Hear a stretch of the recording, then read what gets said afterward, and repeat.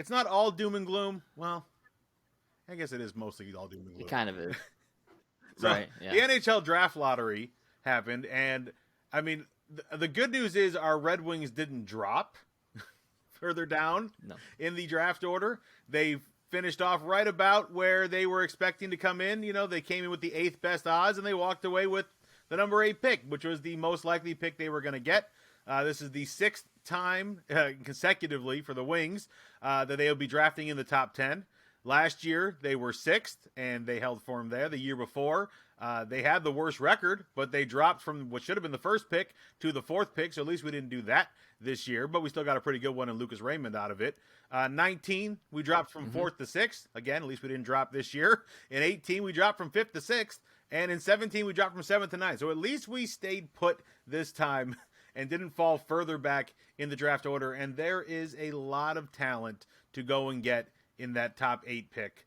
You know, there's some great guys over in Europe. There's some great guys been playing here stateside as well as in Canada that we can be looking at. I know our WG Brady released a piece on who he would like them to go after. A few of those names are on my list as well. Some of those I think he's reaching for on some of those names because I think they're going to be gone by the 8th pick. I think he's hopeful. Look, again, some especially guys like Shane Wright? Yeah, I mean, looking at guys like Shane Wright, who is, probably going to be the 1st pick in the draft, so most likely we're not going to get him. There's some big names out there, but there's some guys that are worth getting later, in the 7 or 8 position that I think can really help our Red Wings. Top of my list is David Jiricek, defenseman, dude, 6'3", 195 pounds. He's an absolute beast. But he had knee surgery earlier this season, so he's one of those guys that, might tumble on in the draft. You never know how they're going to look at guys like that.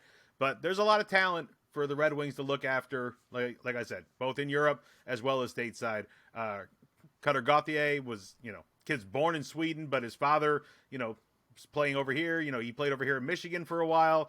Physical player, again, 6'3", 190 pounds, big dude. That's real big for hockey. Generally, you ain't finding too many guys that are over 6 foot. Brad Lambert, I mean, there's a legacy. Lane Lambert, was a highly respected assistant coach now with the Islanders, and he played with Steve Yzerman here in Detroit. Brad Lambert has he has that skill. He has that ability to make a jump into the top 10 and be right around where we could be picking in that A spot. And Jimmy Snuggerud, which, I mean, come on. How badly do you want to have a hockey sweater with Snuggerud on the back of it? It's just, I can't wait to hear the announcer saying his name every time he scores a goal. He's the son of a former NHL player as well, and David Snuggerud, smart player, had 25 points in 24 games this season. He's got a quick shot release, not timid, going to the University of Minnesota, so maybe we steal away from there. Another big dude, 6'2", 190. There's talent to be had at that 8th pick, and I think Steve Yzerman's gonna do his due diligence and get us one. Yeah, I think so too. And I mean, in Yzerman we trust, right? That's kind of the mantra of all Red Wings fans at this point. But how unlucky are the Detroit Red Wings over these last stretch of years? I was reading a stat that they've lost 8 spots in the draft lottery over the last few years, which is the most all time. And I don't know if that's like it's Detroit's bad luck. No, it's Gary Bettman hating Detroit. If there's something... Oh, that's what I'm wondering, right? Like, no, there's something's got to be up there. There's got to be some kind of conspiracy theory going on saying, oh, Yzerman went back to his hometown. He's not going to get the first overall pick. But at the same time, like, there's some kind of, like... Your system is broken if a team's losing that many spots over that many consecutive years. Unless it's on purpose. Unless it's on purpose. Look, 85 right? draft, the frozen envelope, making sure the Knicks got the first pick and got Ewing.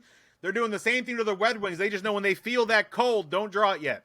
Oh, that one's cold, don't draw it yet. Don't draw it yet.